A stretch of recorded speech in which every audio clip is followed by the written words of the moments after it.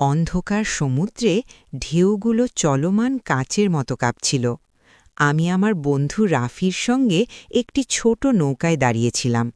আমাদের ছোট সঙ্গী লুমা আমাদের পাশে ভাসছিল, এক টুকরো জলজলে বাতির মতো। হঠাৎ গভীর থেকে একটি বিশাল ছায়া উঠে এলো। সেটা ছিল এক বিশাল বেগুনি তিমি ড্র্যাগন, যার পাখনাগুলো দেখতে ছিল বিশাল রাজকীয় ডানার মতো। সে খুব গভীর ঘুমেছিল, শুধু পানির উপরিভাগে ভেসেছিল। আমি খুব সাবধানে ওর নরম ভেজা গলায় উঠলাম, আর চিন্তিত রাফি আমার পেছন পেছন উঠল। তিমি ড্র্যাগনের চামড়া জুড়ে ছিল জলজলে রেখা, যা এক জীবন্ত মানচিত্রের মতো লাগছিল, আর আলোর নদীর মতো ক্রমাগত বদলাচ্ছিল। ধীরে ধীরে সেই মহিমান্বিত প্রাণীটি তার মুখ খুলল। ভেতরে দেখা গেল একটি ঘূর্ণায়মান নীল দরজা। আমাদের নৌকা টান খেতে শুরু করল, সোজা ওর দিকেই।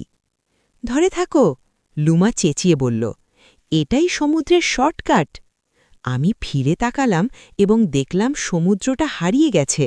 এখন আমাদের চারপাশে ছিল গভীর সমুদ্রের মাঝ ভরা এক আকাশ।